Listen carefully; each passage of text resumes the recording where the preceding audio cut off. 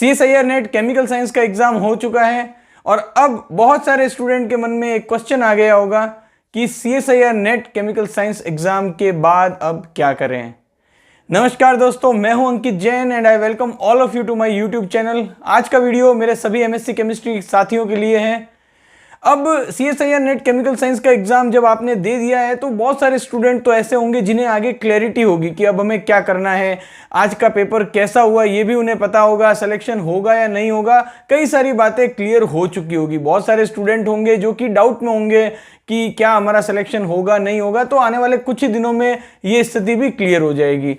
लेकिन एक बहुत बड़ा क्वेश्चन हमारे माइंड में अब आएगा कि अब आगे क्या करें, क्योंकि बहुत सारे बच्चे ऐसे होंगे जिन्होंने कि अपनी MSc केमिस्ट्री होने के बाद 1 ईयर का गैप उनका हो गया होगा और अब वो ये एग्जाम दे रहे हैं और इसके बाद हम ये मान के चलते हैं कि आपने बहुत अच्छी प्रिपरेशन की, लेकिन ये भी एक सच्चाई है कि सभी का सिलेक्शन तो होता नहीं है।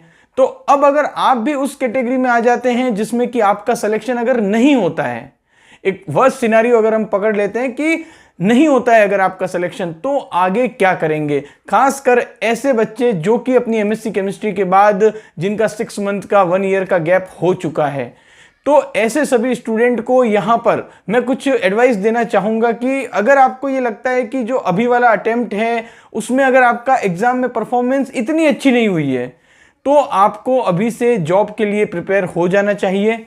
अगर आप आगे और कंटिन्यू प्रिपरेशन करना चाहते हैं तो मैं यही सजेस्ट करूंगा कि आप किसी भी जॉब के साथ करें।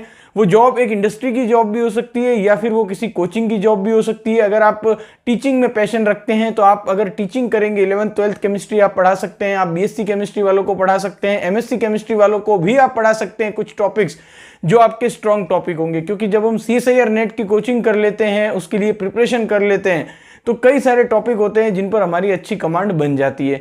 तो टीचिंग में अगर आप जाना चाहते हैं तो उससे आपको एडवांटेज ये होगा कि आप स्टडी के साथ जुड़े हुए रहेंगे और नेक्स्ट जब भी CSIR नेट का एग्जाम होगा तो उसमें आप अच्छा स्कोर करने की काफ़ी ज़्यादा प्रोबेबिलिटी आपकी रहेगी। अब बहुत सारे बच्चे होंगे जो कि टीचिंग में नहीं जाना चाहते, तो इंडस्ट्री में आप जा सकते हैं और इंडस्ट्री में ट्राई करना अभी आप शुरू कर दीजिए, क्योंकि जैसे जैसे गैप पीरियड बढ़ता जाएगा तो फिर सेलेक्ट होने के चांसेस भी कम होते रहते हैं, क्योंकि पीछे से नया बैच आ जाता है। तो आपको अभी से अपनी जॉब के लिए तैयारी शुरू कर देनी है।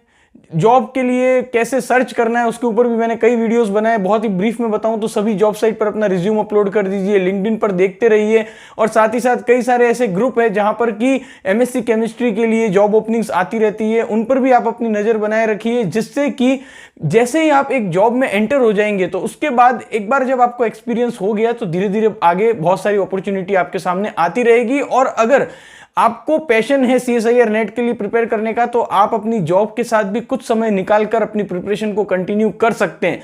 बहुत सारे बच्चे मैंने ऐसे देखे हैं जो कि इंडस्ट्री में जॉब ज्वाइन कर लेते हैं, लेकिन उन्होंने पहले 1 ईयर का ड्रॉप लेते हैं MSc केमिस्ट्री के बाद और उस दौरान वो CSIR नेट की कोचिंग करते हैं या सेल्फ स्टडी करते हैं, लेकिन उनका सिलेक्शन नहीं हो पाता है। तो जॉब ज्वाइन करने के बाद भी वो 1 आवर 2 आवर डेली स्टडी करते हैं। पहले का उनका बेस काफी स्ट्रांग होता है, जिससे कि जॉब के साथ भी वो अपनी स्टडी को कंटिन्यू करके CSIR नेट और कई बच्चे तो JRF भी सेलेक्ट हुए हैं। तो ये पॉसिबल है।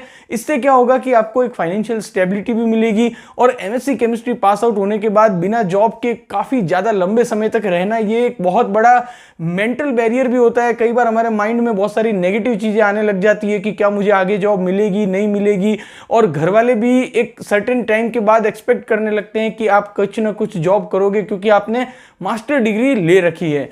तो ये एक सभी बच्चों के साथ होता है, ये कॉमन इश्यूज हैं। तो इसीलिए मैं उन बच्चों के लिए खासकर कहना चाहूँगा जो कि जिन्हें ऐसा लग रहा है कि इस बार भी सिलेक्शन नहीं होगा या इस बार भी कुछ ना कुछ कमी रह गई प्रिपरेशन में, और MSc केमिस्ट्री आपकी पिछले साल हो चुकी है, तो अब आपको जॉब की तरफ देखना चाहिए। और अगर आप CSIR नेट के लिए प्रिपरेशन आगे करना चाहते हैं तो जॉब के साथ आपको प्रिपरेशन कंटिन्यू करनी चाहिए।